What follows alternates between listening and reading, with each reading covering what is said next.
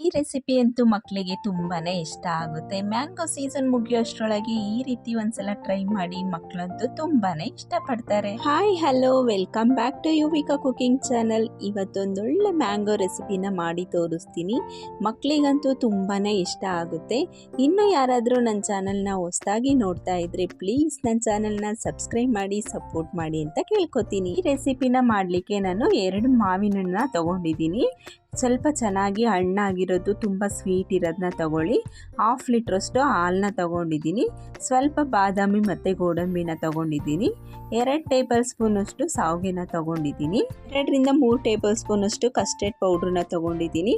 1 ಅವರು ನೆನೆಸಿಟ್ಕೊಂಡಿರೋ ಚಿಯಾ ಸೀಡ್ಸ್ನ ತಗೊಂಡಿದ್ದೀನಿ. ಒಂದು 3 ಟೇಬಲ್ ಸ್ಪೂನಷ್ಟು ತಗೊಂಡಿದ್ದೀನಿ. ಚಿಯಾ ಸೀಡ್ಸು ನಮ್ಮ ಬಾಡಿಗೆ ತುಂಬಾ ಒಳ್ಳೆಯದು, ಸೊ ಹಾಗಾಗಿ ಸ್ವಲ್ಪ ಜಾಸ್ತಿನೇ ತಗೊಂಡಿದ್ದೀನಿ. ಬನ್ನಿ ಹೇಗೆ ಮಾಡೋದು ಅಂತ ನೋಡೋಣ. ನಾನಿಲ್ಲಿ ಶಾವಿಗೆನ ಬೇಯಿಸ್ಕೊಳ್ಳಿ 1 ಗ್ಲಾಸಷ್ಟು ನೀರನ್ನ ತಗೊಂಡು ಅದನ್ನು ಬಿಸಿ ಮಾಡೋಕ್ಕೆ ಇಡ್ತಾ ಇದ್ದೀನಿ. ಇದು ಇವಾಗ ಚೆನ್ನಾಗಿ ಮಳ್ಳಿ ನೀರು. ಅಷ್ಟರೊಳಗೆ ನಾವು ಏನು ಡ್ರೈ ಫ್ರೂಟ್ಸ್ ತೊಗೊಂಡಿದ್ವಲ್ಲ ಅದನ್ನು ಚಿಕ್ಕ ಚಿಕ್ಕದಾಗಿ ಕಟ್ ಮಾಡ್ಕೊತಾ ಇದ್ದೀನಿ. ನೀವು ಇದಕ್ಕೆ ಯಾವ ಡ್ರೈ ಫ್ರೂಟ್ಸ್ ಬೇಕಾದರೂ ಹಾಕ್ಕೋಬೋದು. ನಾನಿಲ್ಲಿ ಬಾದಾಮು ಮತ್ತು ಗೋಡಂಬಿ ಅಷ್ಟೇ ತೊಗೊಂಡಿದ್ದೀನಿ. ನೋಡಿ, ಅಷ್ಟರಲ್ಲಿ ನೀರು ಸಹ ಚೆನ್ನಾಗಿ ಕುದೀತಾ ಇದೆ. ಇದಕ್ಕೆ ನಾನು ಶಾವಿಗೆನ ಹಾಕ್ಕೊತಾ ಇದ್ದೀನಿ. ತುಂಬ ಮೆತ್ತಗಾಗೋ ತನಕ ಬೇಯಿಸ್ಕೊಬಾರ್ದು, ಸ್ವಲ್ಪ ಗಟ್ಟಿ ಗಟ್ಟಿ ಇರುವಾಗಲೇ ತೆಗಿಬೇಕು. 1-2 ನಿಮಿಷದಷ್ಟರೊಳಗೆ ಬೆಂದೋಗ್ಬಿಡುತ್ತೆ. ನೋಡಿ, ಆ ಶಾವಿಗೆನ ಹಾಕ್ಕೊಂಡು ಈ ರೀತಿ ಮಿಕ್ಸ್ ಮಾಡ್ಕೊತಾ ಇರಬೇಕು. ನೋಡಿ, ಇಷ್ಟ ಆದರೆ ಸಾಕು ನಮಗೆ. ಇದನ್ನ ಇವಾಗ ಚೆನ್ನಾಗಿ ಒಂದ್ಸಲ ಮಿಕ್ಸ್ ಮಾಡಿಕೊಂಡು ಗ್ಯಾಸ್ ಸ್ಟವ್ನ ಆಫ್ ಮಾಡ್ಕೊತಾ ಇದ್ದೀನಿ. ಗ್ಯಾಸ್ ಸ್ಟವ್ನ ಆಫ್ ಮಾಡಿದ್ದಾದ್ಮೇಲೆ ಬಿಸಿ ನೀರಲ್ಲೇ ಬಿಡಬಾರ್ದು. ಅದನ್ನೇನು ನೀರು ಇರುತ್ತಲ್ವ ಅದನ್ನು ಸೋಸ್ಕೊಬೇಕು, ಇಲ್ಲ ಅಂತಂದರೆ ಮೆತ್ತಗಾಗೋಗ್ಬಿಡುತ್ತೆ. ಸೊ ಹಾಗಾಗಿ ನೋಡಿ, ನಾನು ಸೋಸ್ಕೊತಾ ಇದ್ದೀನಿ. ಜಸ್ಟ್ ಸ್ಪೂನ್ ಹಿಂಗೆ ಇಟ್ಕೊಂಡ್ಬಿಟ್ಟು ಸೋಸ್ಕೊತಾ ಇದ್ದೀನಿ. ಸ್ವಲ್ಪ ಇತ್ತಲ್ವ, ಸೊ ಹಾಗಾಗಿ. ಶಾವಿಗೆ ಬದಲು ನೀವು ಸಬ್ಬಕ್ಕಿನೂ ಸಹ ಯೂಸ್ ಮಾಡ್ಕೋಬೋದು. ನೈಲಾನ್ ಸಬ್ಬಕ್ಕಿ ಅಂತ ಬರುತ್ತಲ್ಲ, ಅದನ್ನು ಸಹ ಯೂಸ್ ಮಾಡಿದ್ರೆ ಚೆನ್ನಾಗಿರುತ್ತೆ. ನಾನಿಲ್ಲಿ ಶಾವಿಗೆನೇ ಯೂಸ್ ಮಾಡಿ ತೋರಿಸ್ತಾ ಇದ್ದೀನಿ. ಇವಾಗ ಸೋಸಿದ್ದಾದ್ಮೇಲೆ ಅದನ್ನು ಒಂದು ಬೌಲ್ಗೆ ಶಿಫ್ಟ್ ಮಾಡಿಕೊಂಡು ಅದಕ್ಕೆ ಸ್ವಲ್ಪ ತಣ್ಣೀರನ್ನ ಹಾಕಿ ಹಾಗೆ ಬಿಡ್ತೀನಿ, ಇಲ್ಲಾಂದರೆ ಒಂದಕ್ಕೊಂದು ಅಂಟ್ಕೊಂಡ್ಬಿಡುತ್ತಲ್ವ. ಸೊ ಹಾಗಾಗಿ ಸ್ವಲ್ಪ ತಣ್ಣೀರನ್ನ ಹಾಕ್ಬಿಟ್ಟು ಈ ರೀತಿ ಮಿಕ್ಸ್ ಮಾಡ್ಕೊಂಡ್ಬಿಟ್ಟು ಎತ್ತಿಟ್ಕೊತಾ ಇದ್ದೀನಿ. ನೆಕ್ಸ್ಟು ಅದೇ ಬಾಣಲಿಗೆ ನಾನು ಹಾಲನ್ನ ಹಾಕ್ಕೊತಾ ಇದ್ದೀನಿ. 1/2 ಲೀಟರು ಫುಲ್ನ ಯೂಸ್ ಮಾಡ್ಕೊತಾ ಇದ್ದೀನಿ. ನೀರನ್ನ ಸೇರ್ಸೋಕೆ ಹೋಗಬೇಡಿ, ನೀರನ್ನ ಸೇರಿಸಿದ್ರೆ ಸ್ವಲ್ಪ ಟೇಸ್ಟು ಚೆನ್ನಾಗಿ ಬರೋದಿಲ್ಲ. ಹಾಲೆಲ್ಲ ಹಾಕ್ಕೊಂಡಿದ್ದಾದಮೇಲೆ ಈ ರೀತಿ ಒಂದ್ಸಲ ನೀಟಾಗಿ ಮಿಕ್ಸ್ ಮಾಡಿಕೊಂಡು ಅದಕ್ಕೆ ನಿಮಗೆ ಸ್ವೀಟ್ ಎಷ್ಟು ಬೇಕೋ ಅಷ್ಟನ್ನ ಸೇರಿಸ್ಕೊಳ್ಳಿ. ನಾನಿಲ್ಲಿ ದೊಡ್ಡ ಸ್ಪೂನಲ್ಲಿ 2 ಟೇಬಲ್ ಸ್ಪೂನಷ್ಟು ಸೇರಿಸ್ಕೊತಾ ಇದ್ದೀನಿ. ಸಕ್ಕರೆ ಎಲ್ಲ ಸೇರಿಸ್ಕೊಂಡಿದ್ದಾದ್ಮೇಲೆ ನೀಟಾಗಿ ಒಂದ್ಸಲ ಮಿಕ್ಸ್ ಮಾಡಿಕೊಂಡು ಮೀಡಿಯಂ ಫ್ಲೇಮಲ್ಲಿ 2-3 ನಿಮಿಷ ಚೆನ್ನಾಗಿ ಕುದಿಸ್ಕೊಳ್ಳೋಣ. ಹಾಲು ಚೆನ್ನಾಗಿ ಕುದ್ದಷ್ಟು ಟೇಸ್ಟು ತುಂಬ ಚೆನ್ನಾಗಿ ಬರುತ್ತೆ. ಇದು ಕುದಿಯೋ ಅಷ್ಟರೊಳಗೆ ನಾನು ಏನು ಕಸ್ಟರ್ಡ್ ಪೌಡ್ರನ್ನ ತಗೊಂಡಿದ್ದೆ ಅದನ್ನು ಮಿಕ್ಸ್ ಮಾಡ್ಕೊತೀನಿ. 2 ಟೇಬಲ್ ಸ್ಪೂನಷ್ಟು ನಾನಿಲ್ಲಿ ಯೂಸ್ ಮಾಡಿಕೊಂಡು ಅದಕ್ಕೆ ಸ್ವಲ್ಪ ಹಾಲನ್ನ ಸೇರಿಸ್ಕೊಂಡು ನೋಡಿ ಈ ರೀತಿ ನಿಧಾನಕ್ಕೆ ಒಂದು ಗಂಟು ಇಲ್ಲದೆ ಇರೋ ಥರ ಮಿಕ್ಸ್ ಮಾಡ್ಕೋಬೇಕು. ಗಂಟು ಬಂದುಬಿಟ್ರೆ ನಾವು ಹಾಲಿಗೆ ಹಾಕಿದಾಗ ಅದೇ ಥರ ಗಂಟು ಉಳ್ಕೊಂಡ್ಬಿಡುತ್ತೆ. ಒಂದು ಸಹ ಗಂಟು ಇಲ್ಲದೆ ಇರೋ ಥರ ನೀಟಾಗಿ ಈ ರೀತಿ ಮಿಕ್ಸ್ ಮಾಡ್ಕೋಬೇಕಾಗುತ್ತೆ. ನೋಡಿ, ಒಂದು ಗಂಟಿಲ್ಲ. ಗಂಟೇನಾದರೂ ಆಗಿಬಿಟ್ರೆ ನಾವು ತಿನ್ನಬೇಕಾದ್ರೆ ಬಾಯಿಗೆ ಹಂಗಂಗೆ ಸಿಗುತ್ತಲ್ವ, ಅದು ಚೆನ್ನಾಗಿರೋದಿಲ್ಲ. ಮಿಕ್ಸ್ ಮಾಡೋ ಅಷ್ಟರೊಳಗೆ ಹಾಲು ಸಹ ಚೆನ್ನಾಗಿ ಕುದ್ದಿತ್ತು. ಇವಾಗ ನಾವೇನು ಮಿಕ್ಸ್ ಮಾಡ್ಕೊಂಡು ಇಟ್ಕೊಂಡಿದ್ವಲ್ಲ ಕಸ್ಟರ್ಡ್ ಪೌಡ್ರನ್ನ ಅದನ್ನು ಹಾಕ್ಕೊತಾ ಇದ್ದೀನಿ. ಒಟ್ಟಿಗೆ ಫುಲ್ಲು ಸೇರಿಸ್ಕೊಬಾರ್ದು, ಸ್ವಲ್ಪ ಸ್ವಲ್ಪನೇ ಹಾಕ್ಕೊಬೇಕು, ಇಲ್ಲ ಗಟ್ಟಿ ಆಗೋಗ್ಬಿಡುತ್ತೆ ಒಟ್ಟಿಗೆ ಹಾಕ್ಕೊಂಡ್ರೆ. ಸ್ವಲ್ಪನೇ ಸೇರಿಸ್ಕೊಂಡು ಈ ರೀತಿ ಮಿಕ್ಸ್ ಮಾಡಿಕೊಂಡು ಈ ಹದದಲ್ಲಿದ್ದಾಗ ಇನ್ನೂ ಒಂದು ಸ್ವಲ್ಪ ಸೇರಿಸ್ಕೊಂಡು ಅದನ್ನು ನೀಟಾಗಿ ಮಿಕ್ಸ್ ಮಾಡ್ಕೊಬೇಕು. ನಾವು ಒಟ್ಟಿಗೆ ಹಾಕ್ಕೊಂಡ್ಬಿಟ್ರೆ ಫುಲ್ ಗಟ್ಟಿ ಆಗೋಗ್ಬಿಡುತ್ತೆ, ಗಂಟು ಬರೋ ಚಾನ್ಸಸ್ ಜಾಸ್ತಿ ಇರುತ್ತೆ. ಸೊ ಹಾಗಾಗಿ ಇವಾಗ ಈ ಹದದಲ್ಲಿ ಇದ್ದರೆ ಸಾಕು. ಇದು ತಣ್ಣಗಾದ್ಮೇಲೆ ಇನ್ನೂ ಸ್ವಲ್ಪ ಗಟ್ಟಿ ಆಗ್ತಾ ಹೋಗುತ್ತೆ. ನೀಟಾಗಿ ಒಂದ್ಸಲ ಮಿಕ್ಸ್ ಮಾಡಿಕೊಂಡು ಇದನ್ನು ಕಂಪ್ಲೀಟಾಗಿ ತಣ್ಣಗಾಕ್ಬಿಡೋಣ. ಈ ಟೈಮಲ್ಲಿ ನೀವು ಸ್ವೀಟ್ನ ಚೆಕ್ ಮಾಡ್ಕೊಳ್ಳಿ. ಏನಾದರೂ ಸ್ವೀಟ್ ಬೇಕು ಅಂದರೆ ಸ್ವಲ್ಪ ಸಕ್ಕರೆನ ಸೇರಿಸ್ಕೊಳ್ಬೋದು. ಇವಾಗ ಇದು ತಣ್ಣಗಾಗೋ ಅಷ್ಟರೊಳಗೆ ನಾನು ಮಾವಿನ ಹಣ್ಣನ್ನ ಕಟ್ ಮಾಡ್ಕೊತೀನಿ. ಈ ರೀತಿ ಸಿಪ್ಪೆನ ತೆಗೆದ್ಬಿಟ್ಟು ಚಿಕ್ಕ ಚಿಕ್ಕದಾಗಿ ಕಟ್ ಮಾಡ್ಕೊಬೇಕಾಗುತ್ತೆ. ಆದಷ್ಟು ನೋಡಿಕೊಂಡು ಸ್ವೀಟ್ ಇರೋ ಮಾವಿನ ಹಣ್ಣೆ ತಗೊಳ್ಳಿ.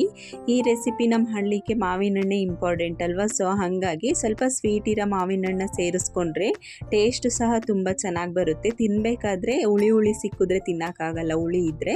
ಸೊ ಹಾಗಾಗಿ ಸ್ವಲ್ಪ ಸ್ವೀಟ್ ಇರೋ ಮಾವಿನ ಹಣ್ಣೆ ಸೇರಿಸ್ಕೊಳ್ಳಿ. ನಾನು ತಗೊಂಡಿರೋ ಮಾವಿನ ಹಣ್ಣು ತುಂಬಾ ಸ್ವೀಟ್ ಆಗಿತ್ತು. ಮಾವಿನ ಹಣ್ಣನ್ನ ಈ ರೀತಿ ಚಿಕ್ಕ ಚಿಕ್ಕದಾಗಿ ಕಟ್ ಮಾಡಿಕೊಂಡು ಒಂದು ಸ್ಪೂನಿಂದ ಈ ರೀತಿ ತೆಗೆದ್ರೆ ಚಿಕ್ಕ ಚಿಕ್ಕದಾಗಿ ಪೀಸ್ ಬರೋ ಥರ ಕಟ್ ಮಾಡ್ಕೊಳ್ಳಿ. ಯಾಕಂದರೆ ನಾವು ಅದಕ್ಕೆ ಹಾಕಬೇಕಾದ್ರೆ ಈ ರೀತಿ ಹಾಕಿದಾಗ ತಿನ್ನಬೇಕಾದ್ರೆ ಒಂದು ಸ್ಪೂನಲ್ಲಿ ಚೆನ್ನಾಗಿ ಸಿಗುತ್ತೆ. ಸೊ ಹಾಗಾಗಿ ಎಲ್ಲ ಮಾವಿನ ಹಣ್ಣನ್ನು ಸಹ ನಾನು ಇದೇ ರೀತಿನೇ ಕಟ್ ಮಾಡಿಕೊಂಡು ತೊಗೊಂಡಿದ್ದೆ. ನೀವೇನಾದರೂ ಜಾಸ್ತಿ ಮಾಡ್ತೀನಿ ಅಂದರೆ ಸ್ವಲ್ಪ ಕ್ವಾಂಟಿಟಿನ ಜಾಸ್ತಿ ತೊಗೊಳ್ಳಿ ಅಷ್ಟೇ. ಫೈನಲ್ ಆಗಿ ನೋಡಿ ಎಷ್ಟು ಮಾವಿನ ಹಣ್ಣು ಸಿಕ್ಕಿದೆ. ಇಷ್ಟ ಆದರೆ ಸಾಕು. ನಾನು ಇಬ್ಬರಿಗಾಗೋಷ್ಟೇ ಮಾಡ್ತಾ ಇರೋದು. ಸೊ ಹಾಗಾಗಿ ಇಷ್ಟ ಆದರೆ ಸಾಕು. ರೆಸಿಪಿನ ತುಂಬಾ ಈಸಿಯಾಗಿ ಮಾಡ್ಕೋಬೋದು. ಮಕ್ಕಳು ಸಹ ತುಂಬಾ ಇಷ್ಟಪಡ್ತಾರೆ. ನಾನು 2 ಗಾಜಿನ ಗ್ಲಾಸ್ನ ತೊಗೊತಾ ಇದ್ದೀನಿ. ಸ್ವಲ್ಪ ಮುಚ್ಚಳ ಅಗಲ ಇರೋದನ್ನ ತೊಗೊಳ್ಳಿ. ಇದನ್ನ ಮಿಕ್ಸ್ ಮಾಡಲಿಕ್ಕೆ ನಮಗೆ ಸ್ವಲ್ಪ ಅಗಲ ಇದ್ದರೆ ಚೆನ್ನಾಗಿರುತ್ತೆ ಮುಚ್ಚಳ. ಸೊ ಹಾಗಾಗಿ ಮುಚ್ಚಳ ಅಗಲ ಇರೋದನ್ನ ತೊಗೊತಾ ಇದ್ದೀನಿ. ನಿಮ್ಮ ಹತ್ರ ಇಲ್ಲ ಅಂತಂದರೆ ಸ್ಟೀಲ್ದು ಯಾವುದಾದ್ರೂ ಬೌಲ್ ಇದ್ದರೆ ಅದನ್ನು ಸಹ ಯೂಸ್ ಮಾಡ್ಕೊಬೋದು. ನೋಡಿ ಇದು ಫೈನಲಿ ತಣ್ಣಗಾದ್ಮೇಲೆ ಎಷ್ಟು ಗಟ್ಟಿ ಆಗಿದೆ ಅಂತ. ಇಷ್ಟಿದ್ರೆ ಸಾಕು, ಕರೆಕ್ಟ್ ಹದದಲ್ಲಿದೆ ಇದು. ಇವಾಗ ನೀಟಾಗಿ ಒಂದ್ಸಲ ಮಿಕ್ಸ್ ಮಾಡಿಕೊಂಡು ನಾನೇನು ಗ್ಲಾಸ್ ಬೌಲ್ನ ತೊಗೊಂಡಿದ್ನಲ್ವ ಅದಕ್ಕೆ ಹಾಕ್ಕೊತಾ ಇದ್ದೀನಿ.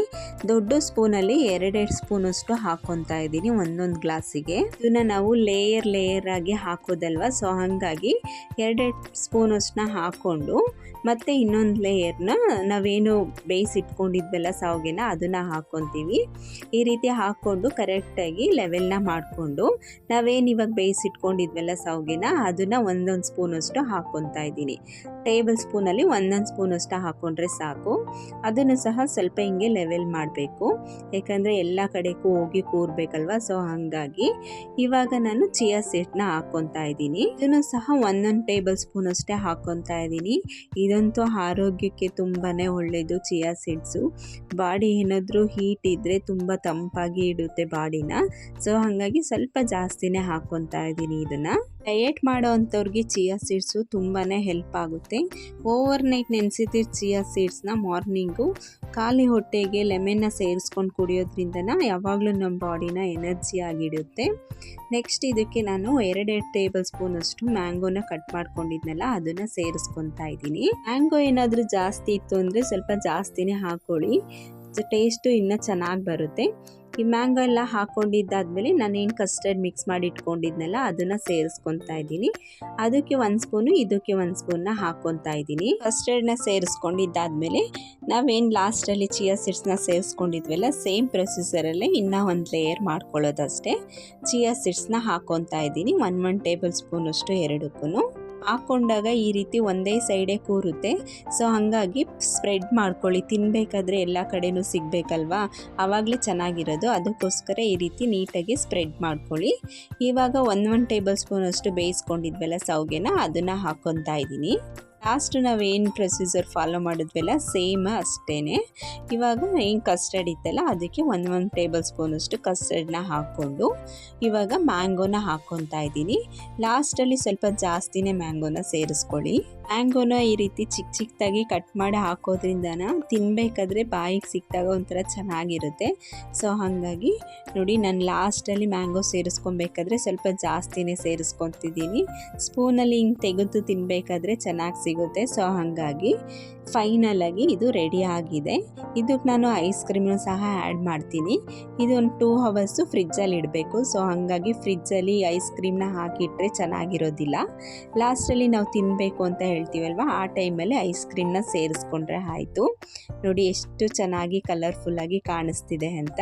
ಮಕ್ಕಳು ಸ್ಕೂಲ್ಗೆ ಹೋಗಿರ್ತಾರೆ, ಸ್ಕೂಲಿಂದ ಬಂದಮೇಲೆ ಈ ರೀತಿ ಮಾಡಿಕೊಟ್ರೆ ಅವರು ಸಹ ತುಂಬಾ ಖುಷಿಪಟ್ಟು ತಿಂತಾರೆ. ಹೊರಗಡೆ ಹೋಗಿ ತಿಂದು ಹೆಲ್ತ್ ಹಾಳು ಮಾಡ್ಕೊಳ್ಳೋದಕ್ಕಿಂತ ತುಂಬ ಕಮ್ಮಿ ಇಂಗ್ರೀಡಿಯೆಂಟ್ಸ್ನ ಯೂಸ್ ಮಾಡಿಬಿಟ್ಟು ಈ ರೀತಿ ಹೆಲ್ತಿಯಾಗಿ ಮನೇಲೇ ಮಾಡಿಕೊಂಡ್ರೆ ತುಂಬ ಚೆನ್ನಾಗಿರುತ್ತೆ. ಟೇಸ್ಟು ಸಹ ತುಂಬ ಚೆನ್ನಾಗಿ ಬಂದಿತ್ತು. ಮಕ್ಕಳು ಸಹ ತುಂಬ ಖುಷಿಪಟ್ಟು ತಿಂತಾರೆ. ನಾನೊಂದು 2 ಅವರ್ಸ್ ಆದಮೇಲೆ ತೆಗಿತಾ ಇದ್ದೀನಿ. ನಾವು ಇದನ್ನು ಸ್ವಲ್ಪ ತಣ್ಣಗಿರಬೇಕಾದ್ರೆ ತಿಂದರೆ ಇನ್ನೂ ಎಕ್ಸ್ಟ್ರಾ ಟೇಸ್ಟ್ ಸಿಗುತ್ತೆ. ಸ್ವಲ್ಪ ತಣ್ಣಗಿರಬೇಕಾದ್ರೇ ತಿನ್ನಬೇಕು ಇದನ್ನು, ಆವಾಗಲೇ ಟೇಸ್ಟ್ ತುಂಬ ಚೆನ್ನಾಗಿರೋದು. ಇವಾಗ ಮೇಲಕ್ಕೆ ನಾನು ಐಸ್ ಕ್ರೀಮ್ನ ಹಾಕ್ಕೊತಾ ಇದ್ದೀನಿ. ನಾನಿಲ್ಲಿ ವೆನಿಲಾ ಐಸ್ ಕ್ರೀಮ್ನ ಹಾಕ್ಕೊತಾ ಇದ್ದೀನಿ. ನಿಮಗೆ ಯಾವ ಫ್ಲೇವರ್ ಇಷ್ಟನೋ ಅದನ್ನು ನೀವು ಹಾಕ್ಕೋಬೋದು. ವೆನಿಲಾ ಚೆನ್ನಾಗಿರುತ್ತೆ. ಸೊ ಹಾಗಾಗಿ ವೆನಿಲಾನೇ ಹಾಕ್ಕೊತಾ ಇದ್ದೀನಿ ನಾನಿಲ್ಲಿ. ಐಸ್ ಕ್ರೀಮ್ನ ನಾನು ಸ್ವಲ್ಪ ಜಾಸ್ತಿನೇ ಹಾಕೊತಾ ಇದ್ದೀನಿ. ನನಗಂತೂ ತುಂಬಾ ಇಷ್ಟ ಆಗುತ್ತೆ ಐಸ್ ಕ್ರೀಮು. ನನ್ನ ಮಗಳಿಗೂ ಅಷ್ಟೇ ತುಂಬಾ ಇಷ್ಟ ಐಸ್ ಕ್ರೀಮ್ ಅಂದರೆ, ಅದಕ್ಕೋಸ್ಕರ ಸ್ವಲ್ಪ ಜಾಸ್ತಿನೇ ಐಸ್ ಕ್ರೀಮ್ನ ಹಾಕೊತಾ ಇದ್ದೀನಿ.